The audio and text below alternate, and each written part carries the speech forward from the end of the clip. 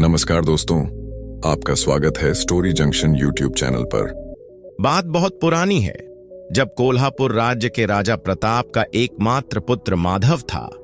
राजा ने अपने बेटे माधव को शिक्षा ग्रहण करने के लिए गुरुकुल भेज दिया, जहां उसे विभिन्न विषयों की शिक्षा दी गई, जिनमें नृत्य, गायन और संगीत शास्त्र भी शामिल थे। परंतु राजकुमार की सबसे अधिक रुचि संगीत में थी और वह बचपन से ही इसका अभ्यास करने लगा। समय के साथ जब वह युवा हुआ तो संगीत की कला में अत्यंत निपुण हो चुका था। युवावस्था में भी माधव अपने गुरु के आश्रम में आता जाता रहता था। उसका संगीत सुनकर गुरु अत्यंत प्रसन्न होते। जब वह गाता तो उसके मधुर स्वरों से न केवल मनुष्य बल्कि पशु पक्षी भी मंत्रमुग्ध हो जाते। परंतु एक समस्या यह थी कि राजकुमार को संगीत के अलावा किसी अन्य विषय में रुचि नहीं थी। गुरुजी की कुटिया में आने का एक और कारण था। राजकुमार माधव का गुरुजी की पुत्री राधा से प्रेम। दोनों एक दूसरे को अत्यंत पसंद करते थे, परंतु राजा प्रताप के लिए यह चिंता का विषय था कि उनका पुत्र संगीत में तो निपुण हो रहा था, लेकिन शासन के कार्यों में उसकी कोई रुचि नहीं थी। यह देख राजा ने एक दिन अपने सैनिकों को आदेश दिया, सैनिकों, जाओ और मुनि संगीतज्ञ को मेरे सामने पेश करो। वहीं मौजूद मंत्री यह सब देख रहा था। उसने राजा से कहा, महाराज, आप कुछ चिंतित प्रतीत हो रहे हैं, क्या कोई समस्या है? राजा प्रताप ने गहरी सांस ली और बोले, हां महामंत्री जी, मैं अपने राज्य को लेकर चिंतित हूं। मेरे बाद इस राज्य का भविष्य क्या होगा? मंत्री ने उत्तर दिया, परंतु महाराज, युवराज के होते हुए चिंता की कोई बात नहीं होनी चाहिए। राजा ने गंभीर स्वर में कहा, मंत्री जी, आप भी जानते हैं कि राजकुमार माधव का संगीत में अत्यधिक झुकाव है और उसे राजकाज में कोई रुचि नहीं। उसे तो तलवार तक पकड़नी नहीं आती और आज के हालात से आप भली भांति परिचित हैं। पड़ोसी राज्य अपनी सैन्य शक्ति में वृद्धि कर रहे हैं। ऐसे में क्या राजकुमार संगीत के बल पर राज्य चला पाएगा? राजा ने कठोर स्वर में कहा, अब मैंने निर्णय ले लिया है। राजकुमार को अब युद्ध कला सीखनी होगी और संगीत छोड़ना होगा। मंत्री ने विनम्रता से कहा, महाराज, इतनी कठोरता उचित नहीं होगी। वह आपका इकलौता पुत्र है। राजा ने गहरी सांस ली और कहा, यही तो चिंता की बात है मंत्री जी, कि वह हमारा इकलौता पुत्र है। आपको तो पता ही है कि उसे पाने के लिए हमने कितनी कठिनाइयां सही हैं। मंत्री ने सिर हिलाते हुए कहा, हां महाराज, मैं अच्छी तरह से जानता हूं। राजकुमार को पाने के लिए आपने कितने तीर्थों की यात्रा की, कितने पूजा अनुष्ठान करवाए, गरीबों को भोजन कराया और अनेकों दान पुण्य किए।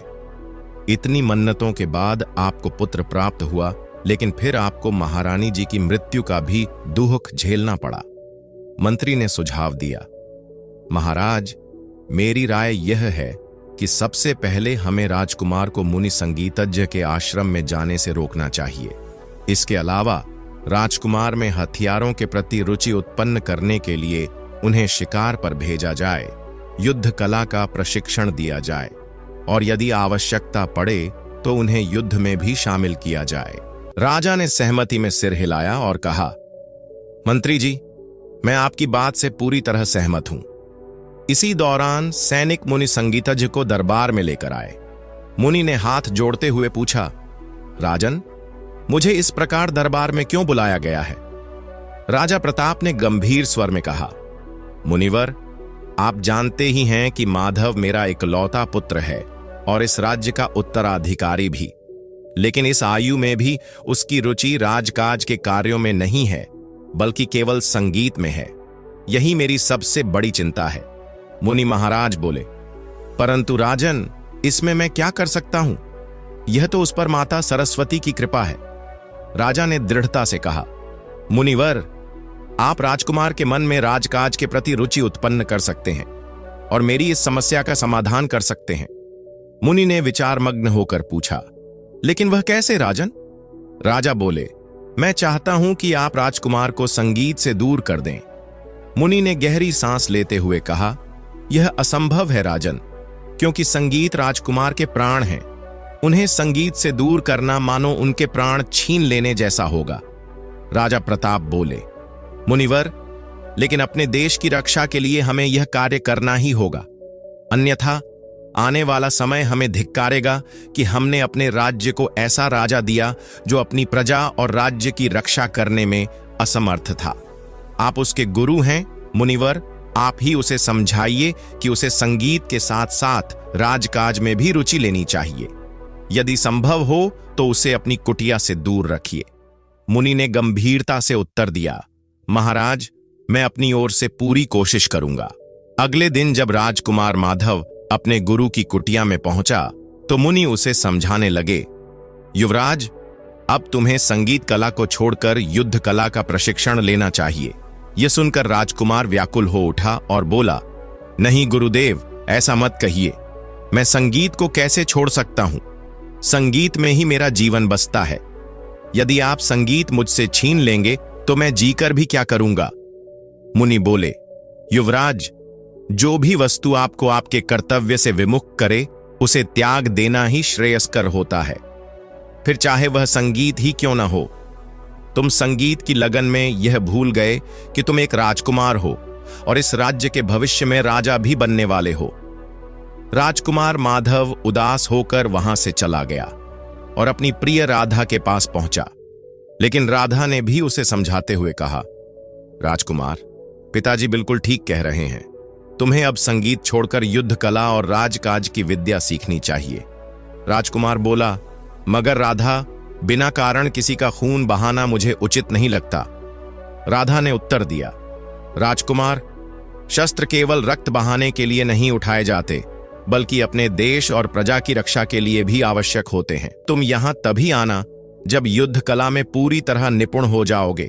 तुम्हें मुझे यह वचन देना होगा। राजकुमार व्याकुल होकर बोला, राधा, क्या तुम भी यही चाहती हो कि मैं तुमसे दूर रहूं? राधा ने उसकी आंखों में देखते हुए कहा, मैं तो तुम्हें देखे बिना जीवित भी नहीं रह सकती, लेकिन क्या तुम चाहते हो कि आने वाला समय मुझे दोष दे कि मेरी वजह से कोल्हापुर अपने योग्य उत्तराधिकारी से वंचित रह गया?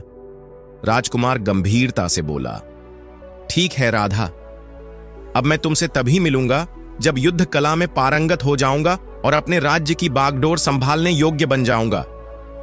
राधा मुस्कुराई और बोली, रतन, मैं उस दिन का बेसब्री से इंतजार करूंगी। इसके बाद राजकुमार माधव ने पूरी लगन से युद्ध कला सीखनी शुरू कर दी। कई महीनों की कठोर साधना के बाद वह शस्त्र संचालन में निपुण हो गया। इसी दौरान एक दिन सेनापति ने राजा को सूचित किया, महाराज, पड़ोसी राज्य के सैनिक हमारी उत्तर दिशा की सीमा की ओर बढ़ रहे हैं। उन पर हमले का खतरा मंडरा रहा है। राजा ने चिंतित होकर पूछा, क्या? सेनापति, आप तुरंत जवाबी हमले की तैयारी करें। और हां, राजकुमार भी इस युद्ध में हमारे साथ जाएगा। सेनापति असमंजस में बोला, महाराज, राजकुमार अभी इतने अनुभवी नहीं हैं कि उन्हें युद्ध में भेजा जाए। राजा ने दृढ़ स्वर में कहा, सेनापति, युद्ध रोज रोज नहीं होते। यह समय है जब राजकुमार को अपनी परीक्षा देनी होगी। आप युद्ध की तैयारी करें। राजाज्ञा पाकर सेनापति राजकुमार को लेकर युद्ध क्षेत्र में पहुंच गया। दोनों सेनाएं आमने सामने आ खड़ी हुईं। जब राधा को यह समाचार मिला कि राजकुमार युद्ध क्षेत्र में जा चुका है तो उसने माता सरस्वती से प्रार्थना की, हे मां, कृपया इस युद्ध में राजकुमार की रक्षा करें। उधर युद्ध भूमि में राजकुमार माधव शत्रु सेना से जूझ रहा था, परंतु उसके मन में द्वंद्व चल रहा था। उफ, ये लोग कैसे एक दूसरे को गाजर मूली की तरह काट रहे हैं। इसी समय आश्रम में बैठी राधा ने माता सरस्वती की आराधना हेतु अपनी वीणा के तार छेड़ दिए। मुनि का आश्रम युद्ध भूमि से अधिक दूर नहीं था, इसलिए जब वीणा की मधुर ध्वनि गूंजने लगी तो इसकी लय युद्ध भूमि तक पहुंच गई। राजकुमार का मन वैसे भी युद्ध में नहीं लग रहा था। जब वीणा की स्वर लहरी उसके कानों तक पहुंची तो वह मंत्र मुग्ध हो गया और युद्ध से अलग होकर अपने घोड़े की दिशा उस संगीत की ओर मोड़ दी। यह देखकर सेनापति चिंतित होकर बोला, अरे, युवराज कहां जा रहे हैं? राजा ने गंभीरता से कहा, मुझे पता है कि राजकुमार कहां जा रहा है। सेनापति, तुम युद्ध क्षेत्र को संभालो, मैं अभी राजकुमार को लेकर आता हूं। राजा ने घोड़े को एड़ लगाई और राजकुमार के पीछे चल पड़ा। उधर आश्रम में राधा वीणा बजाने में तल्लीन थी। तभी घोड़ों की टापों की आवाज सुनकर उसका ध्यान भंग हुआ। उसने सोचा, अरे यह तो राजकुमार माधव के घोड़े की टापों की आवाज लग रही है। यह सोचते ही वह भीतर भागी और दरवाजा अंदर से बंद कर लिया। राजकुमार आश्रम के द्वार पर पहुंच चुका था। उसने दरवाजे पर दस्तक दी और पुकारा, राधा। राजकुमार ने आवाज लगाई, राधा, तुमने दरवाजा क्यों बंद कर लिया और वीणा बजाना क्यों बंद कर दिया? मैं तो तुम्हारी वीणा सुनने के लिए ही युद्ध भूमि से आया हूं। राजकुमार की बात सुनकर राधा को गुस्सा आ गया।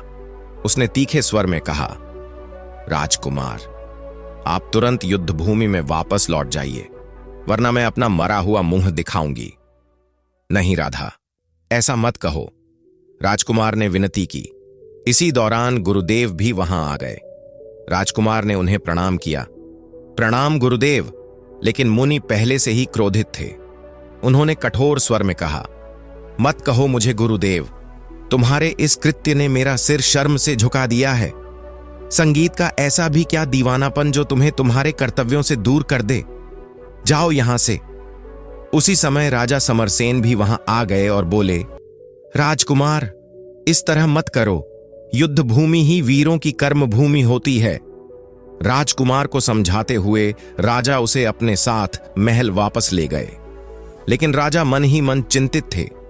जब तक यह मुनि और राधा यहां हैं, राजकुमार का मन कभी अपने कर्तव्यों पर नहीं लगेगा। मुझे कुछ उपाय करना ही होगा। राजा के महल लौटने के कुछ समय बाद ही 2 घुड़सवार मुनि की कुटिया के पास पहुंचे। उन्होंने कुटिया में आग लगा दी और जंगल की ओर भाग निकले। कुछ ही देर में वहां सब कुछ जलकर राख हो गया। अगले दिन एक सैनिक राजा के पास आया और बोला, महाराज, शत्रु सेना ने मुनि संगीतज्ञ की कुटिया को आग लगा दी, वहां सब कुछ नष्ट हो गया। राजकुमार घबराते हुए बोला, गुरुदेव और राधा तो सुरक्षित है ना? सैनिक ने सिर झुका लिया। युवराज, वहां से राधा के कुछ गहने और शत्रु सेना के हथियार मिले हैं, लेकिन बाकी सब कुछ जलकर राख हो चुका है। राजकुमार की आंखों के सामने अंधेरा छा गया। नहीं, ये नहीं हो सकता, कहते हुए वह महल से भागकर जंगल की ओर दौड़ पड़ा। राजा ने उसे रोकने की बहुत कोशिश की, लेकिन वह नहीं रुका। जब वह घटनास्थल पर पहुंचा तो वहां का दृश्य देखकर उसके होश उड़ गए। जले हुए अवशेषों के बीच खड़ा होकर उसने भयंकर गर्जना की, हत्यारों, मैं तुम्हें जिंदा नहीं छोड़ूंगा। इतना कहते ही वह बेहोश होकर जमीन पर गिर पड़ा। राजकुमार को महल वापस ले जाया गया। राजवैद्य को बुलाया गया और उसके उपचार का प्रयास किया गया। कुछ देर बाद जब उसे होश आया तो राजा ने चिंतित स्वर में पूछा, कैसे हो बेटा? हिम्मत रखो, जो होना था उसे कोई नहीं रोक सकता, खुद को संभालो। राजकुमार कुछ कहने की कोशिश करने लगा, लेकिन उसके गले से आवाज नहीं निकल रही थी। उसने बहुत प्रयास किया, लेकिन वह बोल ही नहीं पाया। राजा ने घबराकर वैद्य से पूछा, वैद्य जी, मेरे पुत्र की आवाज को क्या हुआ? वह कुछ बोल क्यों नहीं पा रहा? राजवैद्य ने गंभीर स्वर में कहा, महाराज, युवराज अत्यधिक मानसिक आघात और सदमे के कारण अपनी आवाज खो बैठे हैं। यह सुनकर राजा को गहरा धक्का लगा।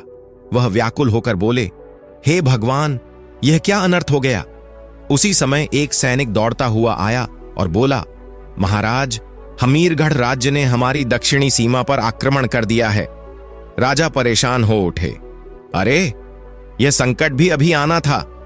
उत्तर दिशा के शत्रुओं से अभी निपटा भी नहीं था कि दक्षिण से भी हमला हो गया। हम 2-2 शत्रुओं से कैसे निपटेंगे? इसके बाद राजा ने दक्षिण दिशा में होने वाले हमले का सामना किया, जबकि सेनापति उत्तर दिशा में शत्रुओं को रोकने में लगा रहा। राजा युद्ध भूमि में वीरता से लड़े, लेकिन उनके मन में राजकुमार की चिंता बनी रही। उनके ध्यान में बार बार अपने गूंगे हुए बेटे का चेहरा आ रहा था। उनका मन व्याकुल था। क्या उनका पुत्र अब कभी पहले जैसा हो पाएगा? यह देखते ही देखते एक भाला हवा में तैरता हुआ आया और सीधे राजा की पीठ में जा घुसा। यह दृश्य देखकर वहीं मौजूद महामंत्री तुरंत राजा के पास पहुंचा और घायल राजा को अपने साथ लेकर युद्ध क्षेत्र से दूर एक सुरक्षित स्थान पर ले गया।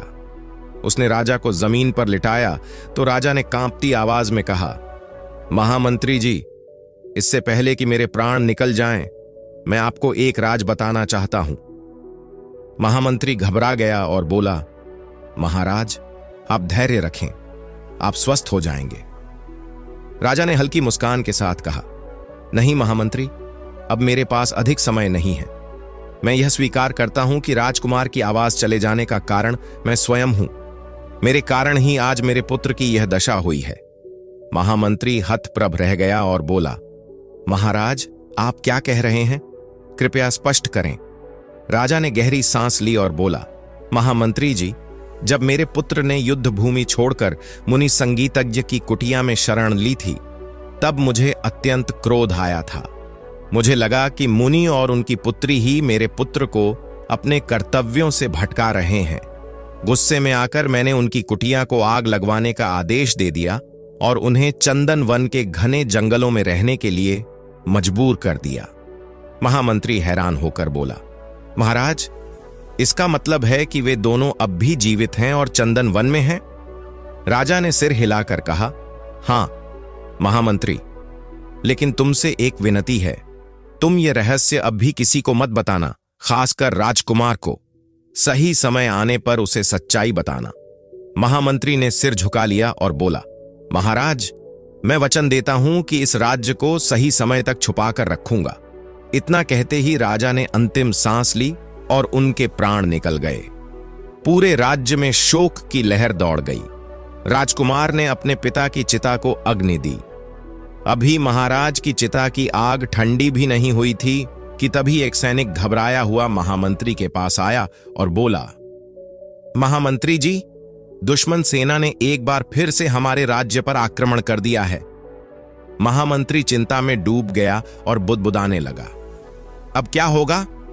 हमारी सेना का नेतृत्व कौन करेगा? तभी वहां खड़े राजकुमार ने, जो अब शब्दों में कुछ कह नहीं सकता था, एक जोरदार चीख मारी। उसकी यह चीख इस बात का संकेत थी कि वह युद्ध के लिए पूरी तरह तैयार है।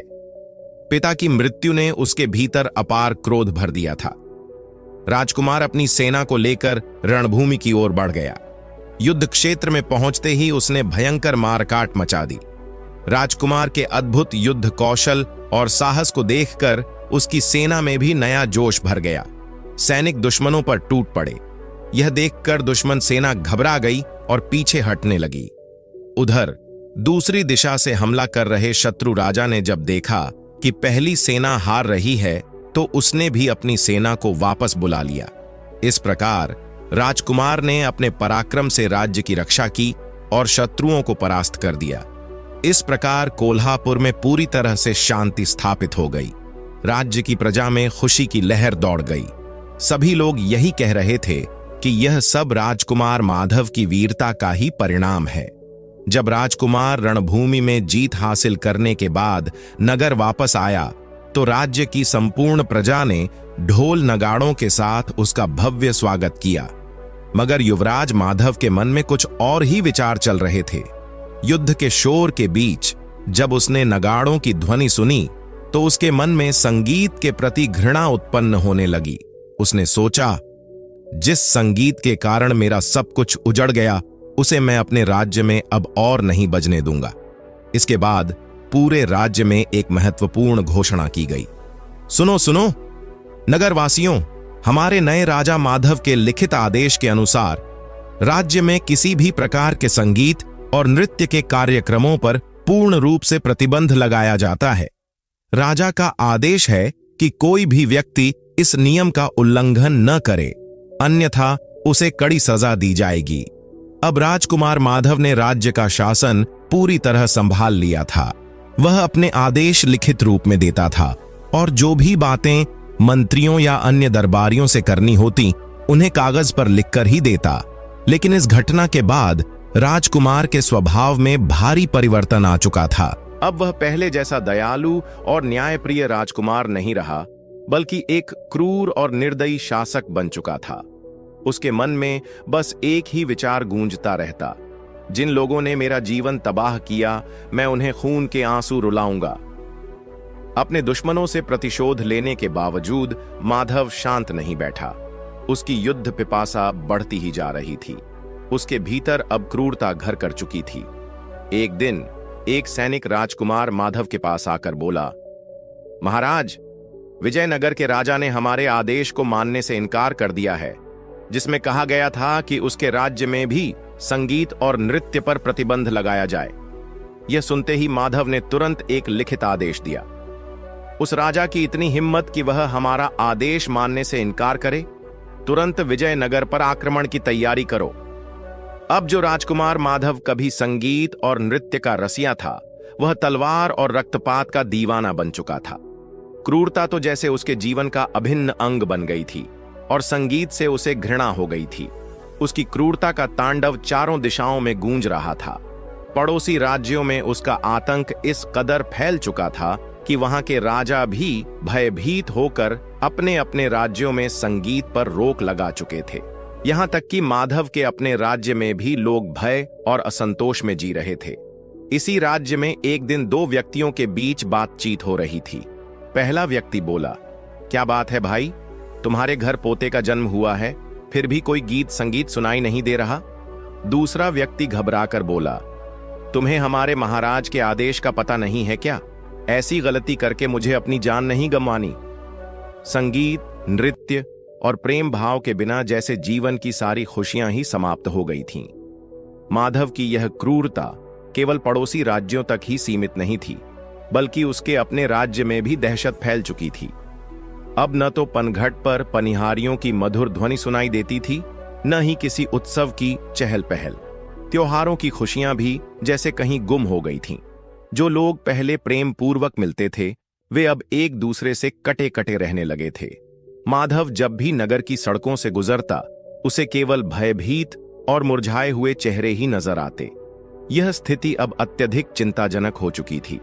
एक ओर पड़ोसी राज्यों से उसकी बढ़ती दुश्मनी, तो दूसरी ओर अपने ही राज्य में प्रेम और भाईचारे का लोप। यह सब प्रजा के लिए कष्टदायक बन गया था। यहां तक कि माधव की सेना में भी असंतोष फैलने लगा था। सैनिक आपस में चर्चा करते, ना जाने हमें यह युद्ध कब तक झेलने पड़ेंगे। अगर ऐसा ही चलता रहा तो प्रेम और मित्रता की भावना तो इस दुनिया से ही समाप्त हो जाएगी। जब से हमारे महाराज की मृत्यु हुई है, तब से राजकुमार को कभी हंसते हुए नहीं देखा।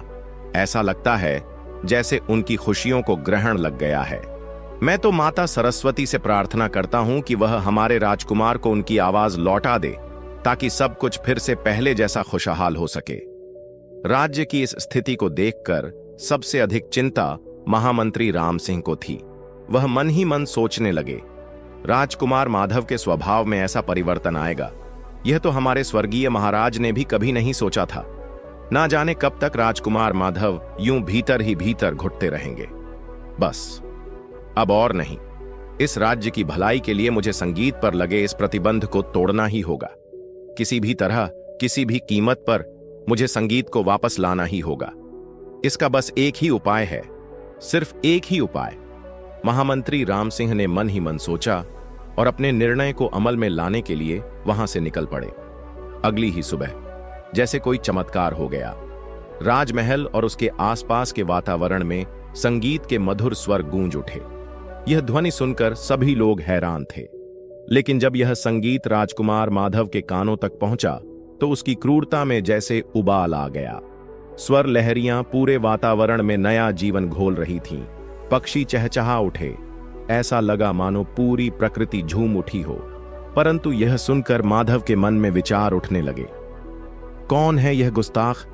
मैं इसे जिंदा नहीं छोड़ूंगा। गुस्से से भरे माधव ने अपनी तलवार उठाई और उस दिशा में दौड़ पड़ा जहां से संगीत की ध्वनि आ रही थी। कुछ ही दूर जाने पर वह ठिठक गया। अरे, यह रास्ता तो गुरुदेव की कुटिया की ओर जाता है। जैसे ही वह वहां पहुंचा, उसकी आंखें आश्चर्य से फैल गईं। यह वही कुटिया है, लेकिन यह तो जलकर भस्म हो गई थी। फिर यह कैसे? उसका क्रोध शांत होने लगा। वातावरण आज भी उतना ही पवित्र था जितना पहले था। वीणा से निकलती स्वर लहरियां उसे किसी और की नहीं, राधा की प्रतीत हो रही थीं। राधा, उसका हृदय व्याकुल हो उठा। एक अनजानी आशा लिए वह कुटिया के भीतर प्रवेश करता है और सामने राधा को बैठा देख हैरान रह जाता है। राजकुमार माधव, राधा ने मुस्कुराते हुए कहा। माधव अपनी भावनाओं को काबू में नहीं रख पाया। वह आगे बढ़ा और राधा को गले से लगा लिया। वर्षों बाद उसे अपनी खोई हुई खुशी मिल गई थी और तभी चमत्कार, माधव की खोई हुई आवाज लौट आई। उसी समय वहां महामंत्री और गुरुदेव भी आ पहुंचे। महामंत्री ने माधव को उनके पिता की सारी सच्चाई बता दी।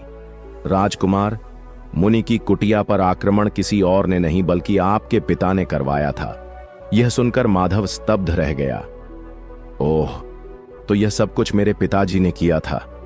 परंतु महाराज, गुरुदेव बोले, पुत्र, यह सब तुम्हारे और इस राज्य की भलाई के लिए किया गया था। माधव ने गहरी सांस ली और कहा, महामंत्री जी, अब सब कुछ मेरी समझ में आ गया, लेकिन काश मैं यह पहले ही समझ पाता तो इतना कुछ होने से बच जाता। महामंत्री ने मुस्कुराकर कहा, राजकुमार, आप स्वयं को दोष मत दीजिए। यह तो नियति का खेल है। महामंत्री ने मुस्कुराकर कहा, राजकुमार, आप स्वयं को दोष मत दीजिए।